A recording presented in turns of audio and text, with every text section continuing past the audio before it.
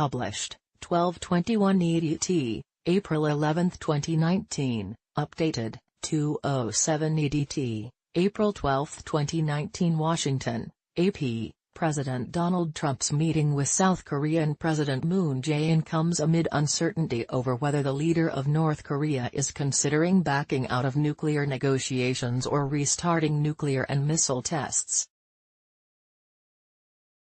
Trump, in his first meeting with Moon since the unsuccessful U.S. summit with Kim in Hanoi, said the U.S.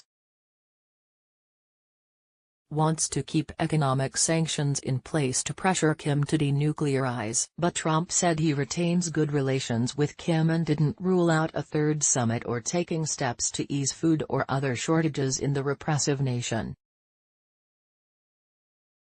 "We want sanctions to remain in place," Trump said Thursday at the White House. "I think that sanctions right now are at a level that's a fair level." Moon, for his part, has called for an easing of sanctions, including those holding back joint economic projects between North and South Korea. But he didn't speak to the sanctions issue as he and Trump spoke with reporters at the start of their talks. Trump said he would favor easing those sanctions at the right time but added, "This isn't the right time." He said he was open to discussing smaller steps, such as helping to ease North Korea's humanitarian problems, but that, in general, the U.S. wants sanctions to remain. "There are various smaller deals that maybe could happen," Trump said.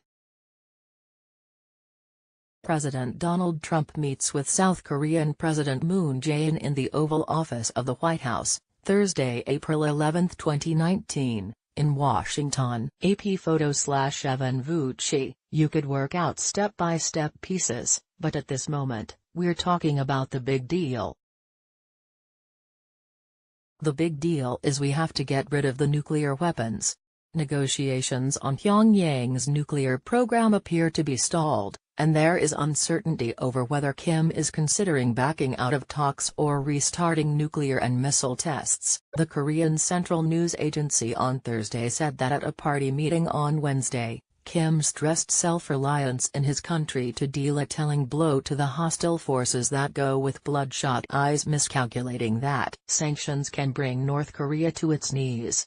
Moon said it's important to maintain the momentum of dialogue and express a positive outlook to the international community that a third U.S.-North Korea summit will be held. "I'd like to express my high regard for how you have continued to express your trust towards Chairman Kim," Moon said. "And also, you have made sure that North Korea does not deviate from the dialogue track." Moon did not directly address the issue of sanctions, but several North Korea watchers, including Sumi Terry, a North Korean expert at the Center for Strategic and International Studies and a former Asia analyst at the CIA, said Moon was expected to try to persuade Trump, perhaps only privately, to agree to ease some sanctions to keep the talks alive. While Trump didn't rule out a third summit with Kim following his earlier two meetings with him in Singapore and Hanoi, Victor Cha, a North Korea expert from the Bush administration, wasn't as hopeful. With Trump already campaigning for re-election, Cha said, "It's hard for me to think Trump will risk a third summit." Trump walked away from making a deal with Kim at their meeting in late February. Trump said Kim was asking for sanctions relief without wanting to dismantle all his nuclear weapons programs. There is ongoing debate over whether harsh sanctions can pressure Kim to denuclearize or will keep him away from the negotiating table, Secretary of State Mike Pompeo told members of the Senate Foreign Relations Committee on Wednesday that the administration was engaged in efforts to negotiate a resolution to the nuclear standoff. "We are going to keep at it," he said. But there have been no public accounts of any progress since the Hanoi summit. Senator Jeff Merkley, D.O.R., assessed the denuclearization talks as stuck on first base. Merkley said the North Koreans had continued developing their missile program and were finding ways to circumvent economic sanctions strangling its economy. He cited a UN panel of experts that warned on March 5 that there has been a massive increase in illegal ship-to-ship transfers of petroleum products and coal, rendering the latest UN sanctions ineffective. A senior administration official said Thursday that the U.S. and the international community had clearly defined the scope of North Korea's weapons of mass destruction and ballistic missile programs, have a shared understanding of what final, verified denuclearization entails and what meaningful progress toward that goal looks like. The official, who spoke on condition of anonymity to discuss the sensitive negotiations, said the North Korean position, so far, has fallen short of that understanding. North Korea's Deputy Foreign Minister Cho Sun-hui said last month that Kim would soon make clear his post-Hanoi position. She said her country might pull out of the nuclear negotiations with the United States, citing a lack of corresponding steps to some disarmament measures North Korea took last year.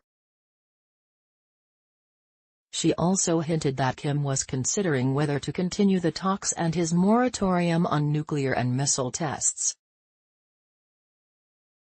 South Korean President Moon Jae-in listens to his translator as President Donald Trump speaks during a meeting in the Oval Office of the White House, Thursday, April 11, 2019, in Washington. AP photo/Evan Vucci, President Donald Trump and First Lady Melania Trump greet South Korean President Moon Jae-in and his wife Kim Young-suk on the South Lawn of the White House, Thursday, April 11, 2019, in Washington. AP photo/Evan Vucci, President Donald Trump and First Lady Melania Trump greet South Korean President Moon Jae-in and his wife Kim Young-suk on the South Lawn of the White House, Thursday, April 11, 2019, in Washington. AP photo/Evan Vucci, President Donald Trump and First Lady Melania Trump